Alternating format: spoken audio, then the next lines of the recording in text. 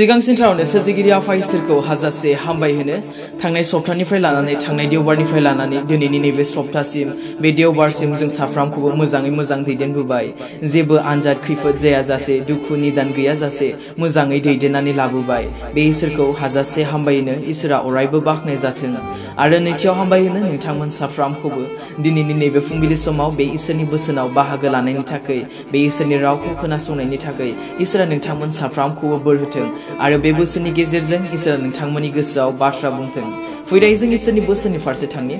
आं बोसोनखौ फरायनो लादों फार्स्ट तिमथिनि लिरनाय 2 अध्याय 9निफ्राय लानानै 10 पदसिम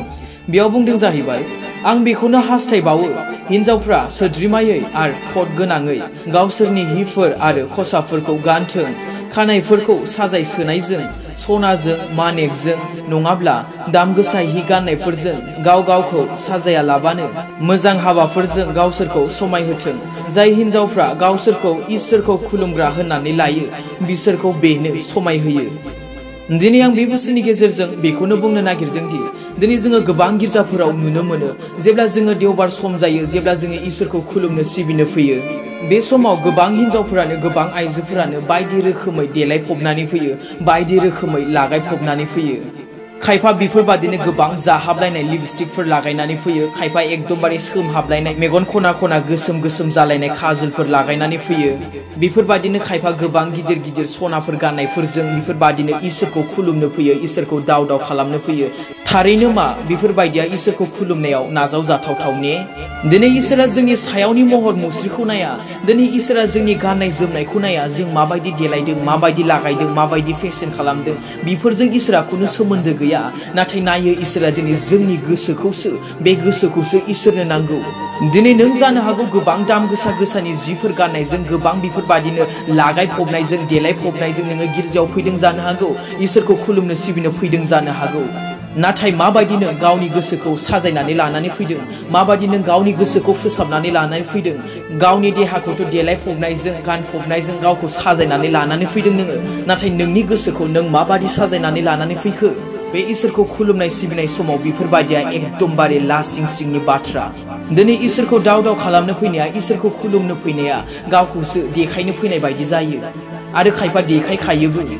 आरो जायनि जाहोनाव बोसोनाव बुंदों खानायफोरखौ साजाय सोनायजों सनाजों मानेकजों नङाब्ला दाम गोसा हि जोमनायफोरजों गाव गावखौ साजाय होआलाबानो मोजां हाबाफोरजों गावखौ समायहोथों होननानै दिनै नोंनि गोजा गोजा लिपस्टिक लागायफबनायजों गोसोम गोसोम सोमहाबलायनाय बे मेगन खना खना लागायनायजों नोंनि आखला मोजां जाया सायावनि महर मुस्रिखौ फोसाबनायजों देलायफबनायजों लागायफबनायजों मानसिनि आखला मोजां जाया मानसिनि आखला मोजां नुजाया नाथाय मोजां नुजायो जेब्ला नोङो मोजां हाबा मावो नाथाय मोजां नुजायो नोंनि आखल आखुआवसो दिनै दाम गोसा हि गाननाङा नङा गान गावखौ फोसाबनाङा नङा फोसाब नाथाय मोदायफोर बादि नुलायनाय देलायनायजों नङा दिनै नोंनि सिगाङाव बे गिर्जायाव पास्टर थायो इभान्जेलिस्ट थायो मिशनारिस थायो डिकन्सफोर थायो खायफा बिहाव जानाय थागोन बिखुनजो जानाय थागोन बेफोरनि सिगाङाव मा नों माबायदि आखल दिन्थिगोन बेफोरबादि लागायफबनायजों देलायफबनायजों मा नोंखौ मोजां होनगोन ने मा नोङो गावनि न'खरनि गावनि फिसायनि गावनि गिर्जानि गावनि मण्डलिनि मान सन्मानखौ लाखिदों ने बेखौथ' बाद हो मा नोङो गावनि दागिरि गावनि सोरजिगिरिखौनो नोङो मान सन्मान होदों ने रेसपेक्ट खालामदों ने बेखौ जेब्ला नोङो गिर्जायाव फैयो जेब्ला नोङो इसोरखौ खुलुमनो फैयो बे इसोरखौ दाव दाव खालामनो फैयो समायहोनानै फै नोंनि बे गोसोखौ साजायनानै लानानै फै बे गोसोखौ आरो बोसोना बेखौनो बुंदों फार्स्ट पिटारनि लिरनाय 3 अध्याय 3निफ्राय लानानै 1 पदसिम समायना खानाय हेबनाय सना रुपा एबा दाम गोसा हि गानफबनाय बेफोरबादिजों गावखौ समायहोआलाबानो अरायबो समायहोग्रा गुरै आरो सोद्रोमा जानायजों गाव गावखौ समायहोदो इसोरनि सिगाङाव बेनो दाम गोसासिना इसोरखौ मान होग्रा गोदोनि हिनजावफ्रा गाव गावनि बिसायनि सिङाव थानानै गावसोरखौ समायहोदोंमोन दिनै बोसोना बुंदों समायना खानाय हेबनायजों सना रुफाजों दाम गोसा हि गाननायजों गावखौ समायहोआलाबानो अरायबो समायहोग्रा गुरै आरो सोद्रोमा जानायजों गाव गावखौ समायहोदो होननानै दिनै सोद्रोमा जादों ने बे गिर्जा न' सिङाव गोजा गोजा जाहाबलायनाय लिपस्टिक लागायनायजों गोसोम गोसोम सोमहाबलायनाय खाजलफोर लागायनायजों अबेबा माबा मेलायाव बेरायनो थांनाय थां माथां देलायनानै फैयो लागायनानै फैयो इसोरखौ खुलुमनायाव इसोरखौ दाव दाव खालामनायाव बेफोरबादिया एकदमबारे आननेसेसारि नाजाव जाथावथाव नङा माब्रै गुरै जागोन अब्ला बेफोरबादिजों गिर्जा न' सिङाव खायफा आथिं हेबलायनानै जिरायगोन बोरोथो अब्ला नोंसिनि मान सन्मानालाय बहा थांखो अब्ला नोंसिनि समायनायालाय महर मोखांफोरखौथ' एकदमबारे देलायफबदों साजायफबदों नाथाय आखलफोरा बाखुरा खानाय बोसोना बुंदों इसोरखौ मान होग्रा गोदोनि हिनजावफ्रा गाव गावनि बिसायनि सिङाव थानानै गावसोरखौ समायहोदोंमोन समायहोयो ने आथिखालनि हिनजावफ्रा गाव गावनि फिसायनि सिङाव थानानै नों गिर्जानि दैदेनगिरिखौ मान होखोलाय माथो जाखो गिर्जानि पास्टरफोरखौ मान होखोलाय माथो जाखो नों जुदि गावनि न'आव थानाय गावनि फिसायखौनो मान होनो रोङाब्ला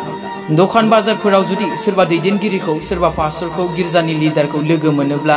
रायलायनायफोरा रावफोरा एकदमबारे सोलायलायगोन गुरै सोद्रिमा दिन्थिलायगोन नाथाय न'आव फिसायजों जेब्लायबो खाब्रां खाथां बोसोनाथ' बुंदों बिहिफोर नोंसोरो गावसोरनि फिसायनि सिङाव गंदो होननानै नोंसोरो गावसोरनि बिसायखौ मान होदो होननानै दिनै हौवाफोरखौसो गावसोरनि सिङाव खालामनानै दोननो नागिरो जायनि जाहोनाव दिनै न'खरफोरा मोजां जाया जायनि जाहोनाव दिनै न'खरफोरा बायलाङो बिनिखायनो दिनै बेखौ गोसोआव ला गिर्जायाव फैयोबोला बेफोरबादि लागायफबनायजों फुनफबनायजों मालाब्लाबो दाफै मानोना नोङो गावनि फिसायखौ गावनि हौवाखौ असनमान खालामनाय जागोन गावनि फिसायनि सिङाव नोङो थानाय जानाय नङा गंनाय जानाय नङा आरो जुदि नों बेखौ मावोब्ला नोङो आयेन बारसिबाय आरो बोसोना बेखौनो बुङो आयेन बारसिनायानो पाप होननानै अब्ला सानदो मिथिदो नोङो पाप मावबाय होननानै दिनै समायहो गावनि मोजां आखल आखुजों गुरै सोद्रिमा जानायजों हौवाखौ मान होनायजों हौवानि सिङाव गंनायजों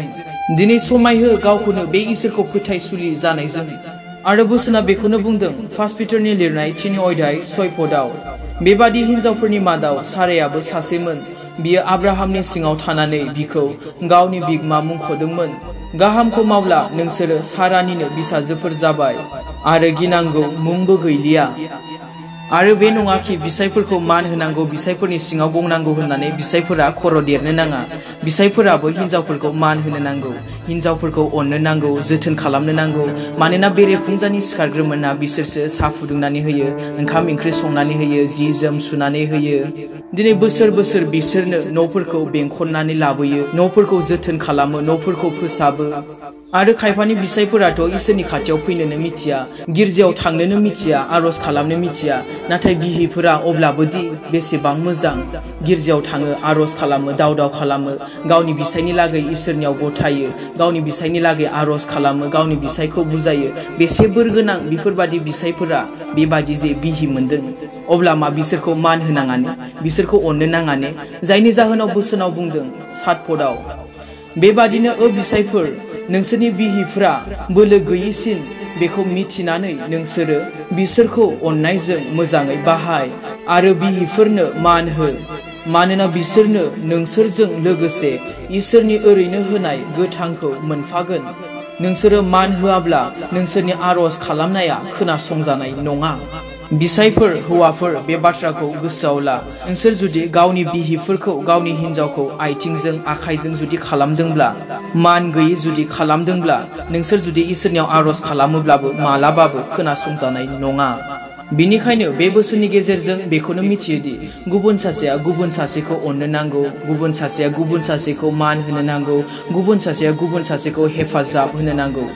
आरो बेनो जाहैबाय खौसेथि बेनो जाहैबाय अनलायनाय आरो जेराव अननाय दङ बेयावनो इसोरा दङ फै बे बोसोरनि गेजेरजों इसोरा नोंथांमोन साफ्रोमखौबो बोर होथों आमेन।